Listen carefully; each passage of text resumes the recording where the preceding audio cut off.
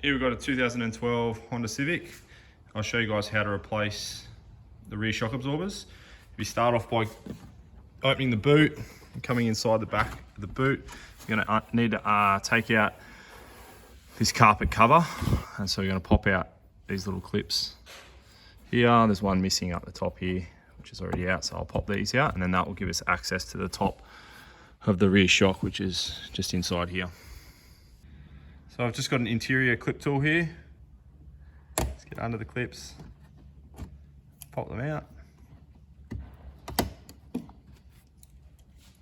And from there, you can just roll the carpet forward. Gives you enough just to access the top of the shock absorber there.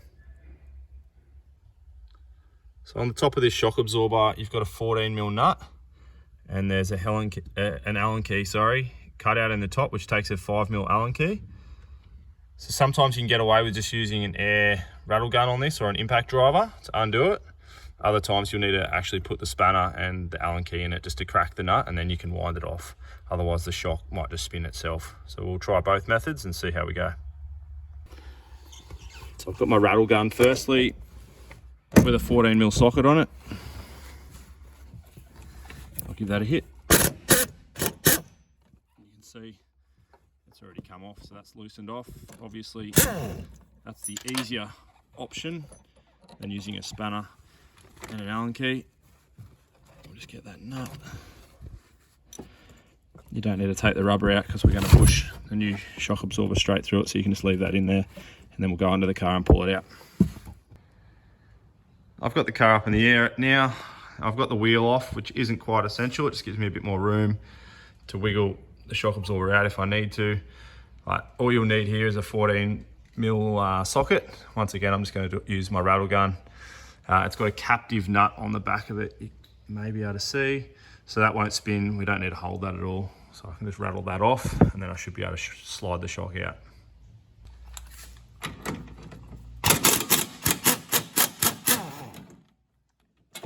Comes my 40mm bolt. From there, I'm just going to push the shock up and straight out. Here I've got my new shock absorber. I'm just sizing them up to confirm that it is the right length before I put it in the car and make any mistakes. I'm going to require this bush at the end. The new one doesn't come with it. It came with a new washer, a new sleeve. I'm going to fit my new washer, fit the sleeve which was supplied, and then just refit this bush. And before I put it in the car, I'm just going to push it up and down a couple of times. Sometimes they require a bit of priming just to get them stimulated. As you can see, it's just pushed all the way back out. It's ready to be fitted to the vehicle. Now I'm simply just going to slide it back up through the hole up the top, and then come back down the bottom. Get our bolt back in. Just going to get that started. Once I've got my bolt in there, I like just to throw a ratchet on it. Make sure it starts before I throw my rattle gun on it, just so I don't cross thread the threads. And from there, tighten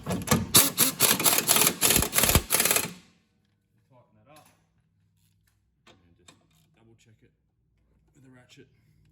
And from there we can bring the car back down and tighten up the top. Here I've lowered the car down onto the ground. I just put the wheel back on, and now I've got the weight on the shock absorber, so it's being pushed up through the shock tower. We can refit the washer and just reinstall a new lock nut that was provided for us.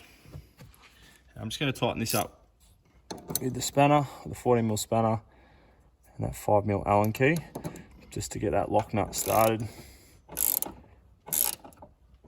Otherwise it will just spin the shock absorber and it won't tighten up.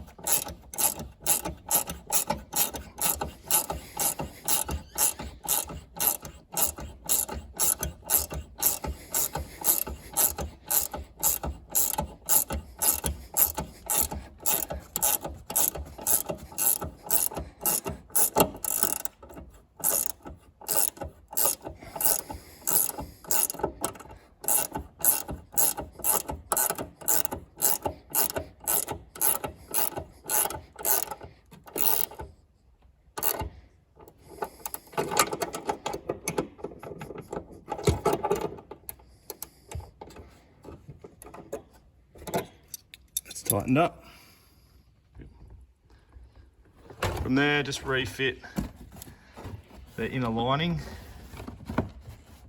Just push that back.